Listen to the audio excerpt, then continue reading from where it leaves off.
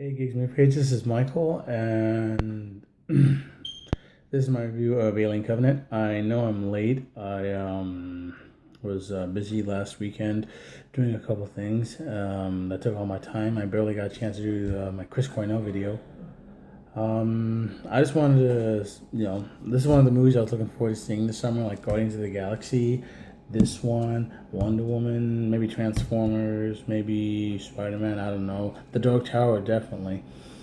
So, this is basically a straight up sequel to Prometheus. No nicknames. This is an Alien sequel. Because I'm pretty sure Ridley Scott, Drew Goddard, and the rest of the guys were too busy 5 years ago thinking, a lot of people came to me in the streets and they said they liked Prometheus, but they were just mad. They wanted an Alien prequel, and they were looking at me like, well, the hell, mate. So I decided to do an Alien sequel. Now, this movie gets a lot of controversy, and so does Ridley, not for bad reasons, just because originally they were going to do Alien 5, or a sequel to Aliens. Neil Blomkamp, the director of Chappie and District 9, was going to do a sequel with Sigourney Weaver returning as Ripley, Michael Biehn returning as Hicks, and a couple of the other characters, and Lance Henriksen as Bishop. They're going to do a sequel where Ripley, Hicks, Bishop, and the adult Newt find out that Ray and Tiny got their hands on Alien, the xenomorphs, and a lot of their technology, and they wanted to use it for weapons, and so they were going to stop them by any means necessary.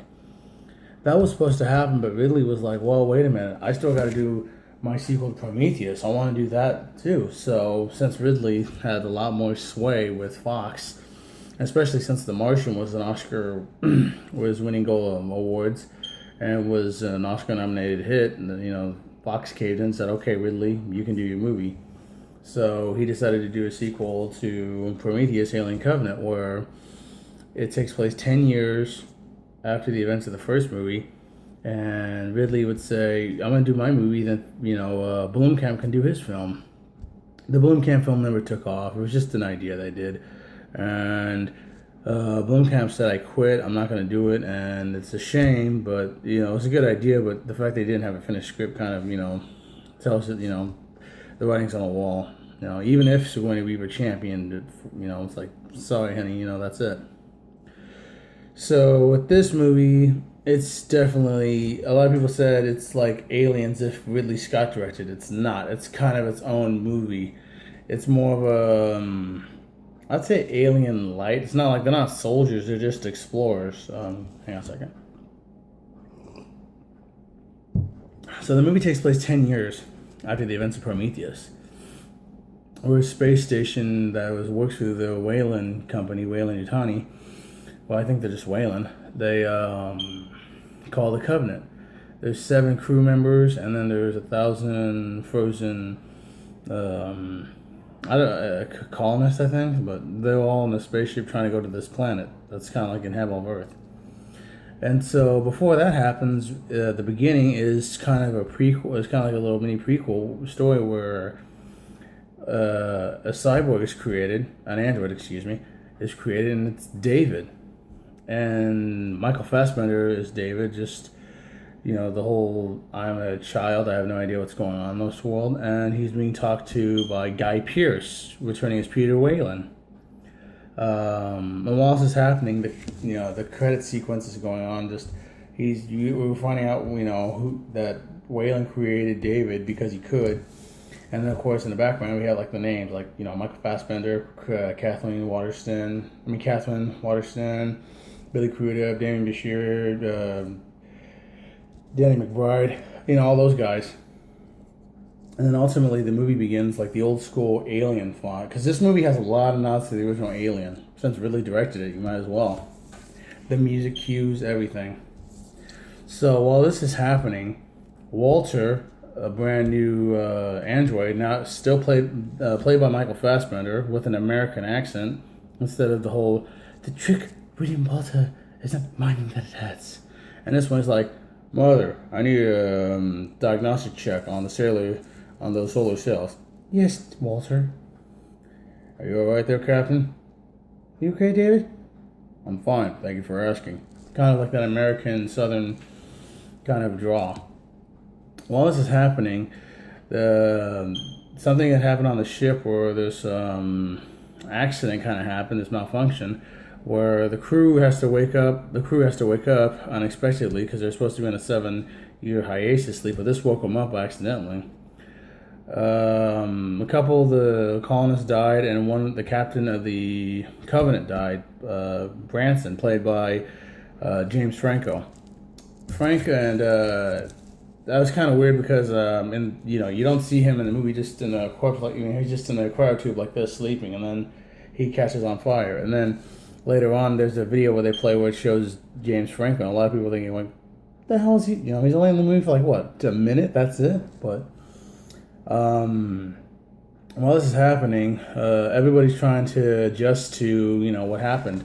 And then, of course, there's the first officer, Daniels, played by Catherine Waterston, who's kind of like our female protagonist. She's not exactly Ripley, but she's the, female protagonist that we're going to need. You go from Ripley to Noomi Rapunzel's Dr. Elizabeth Shaw to Daniels, or Danny as they call her. Branson was her husband who was killed, and so now it's like, now what am I going to do?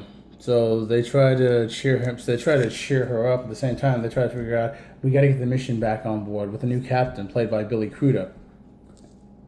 So they're just like, okay, we got to soldier on. As fucked up as it sounds, you got to soldier on and keep doing it.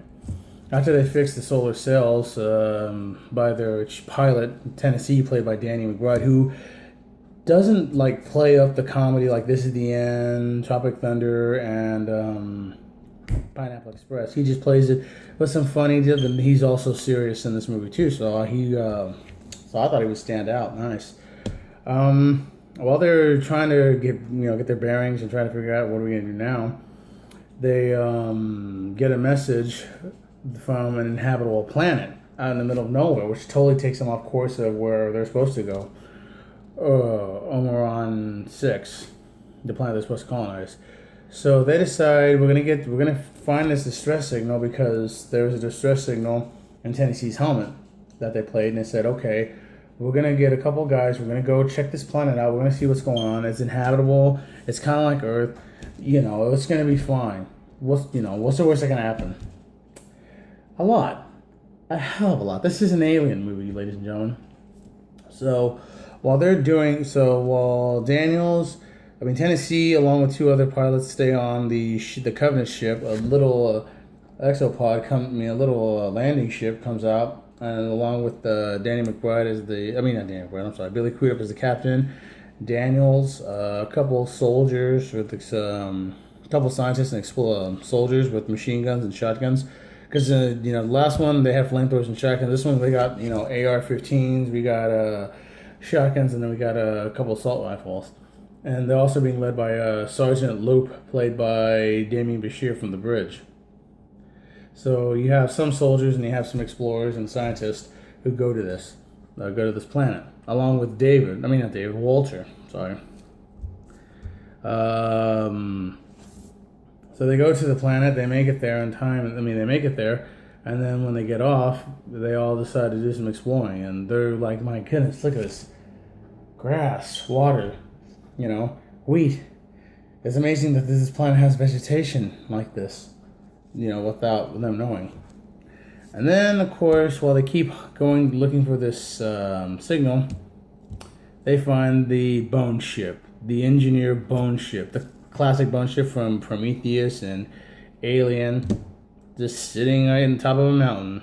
Of course, they go inside to discover what are they doing. And when they go in there, they see a pair of dog tags that say E. Shaw. And Walter's like, Dr. Elizabeth Shaw. She was one and a half of the Prometheus mission we were looking for. She disappeared 10 years ago, along with one of our androids, David. So they do mention her, and then of course there's a photo of Elizabeth with her boyfriend, fiance Charlie from the original movie. And then of course they still try to figure out what's going on. And then of course they make it to the pilot ship, and the little engineer. It's in the background, but you know exactly where they're at because it's all blacked out.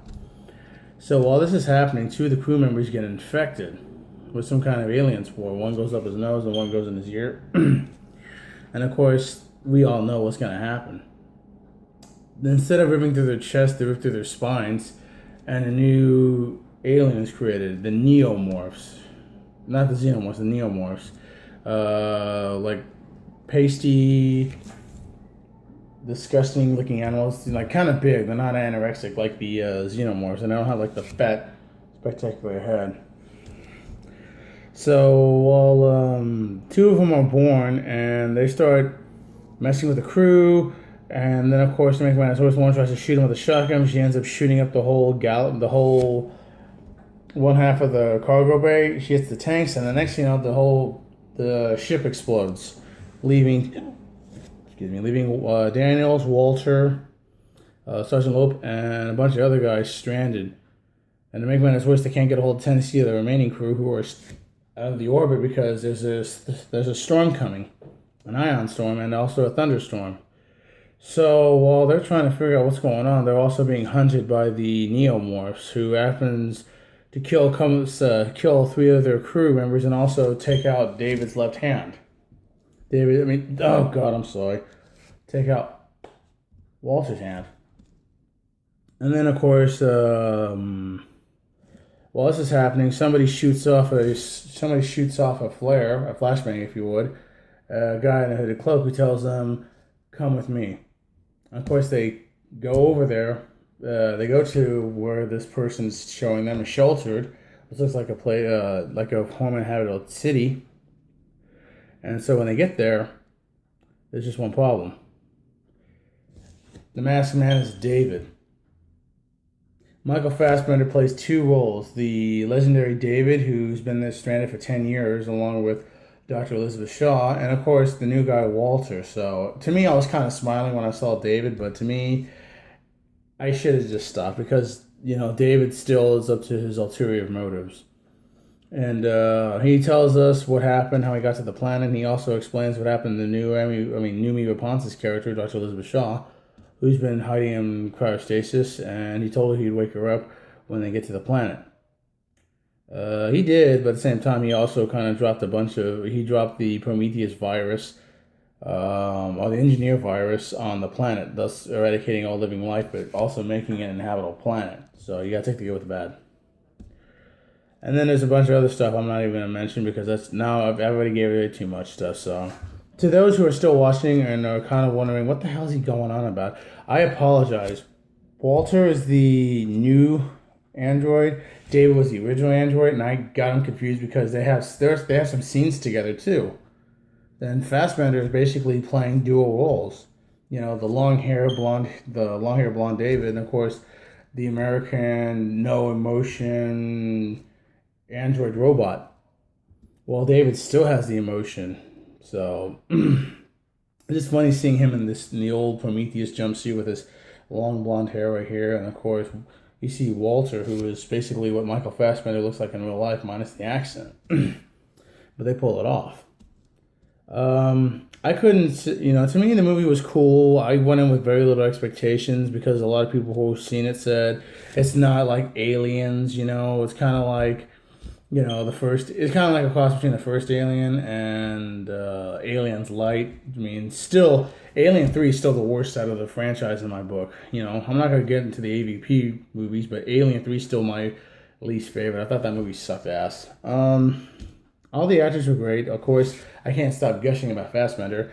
Catherine Waterston did a great job playing the heroine.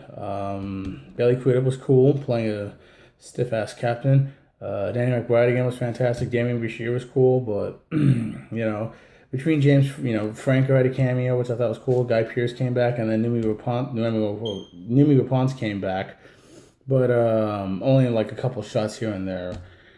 There were these two prologues they filmed. One with the Covenant crew going to Crarsleep, and the other one was the events that tells you what happens to David and Dr. Shaw.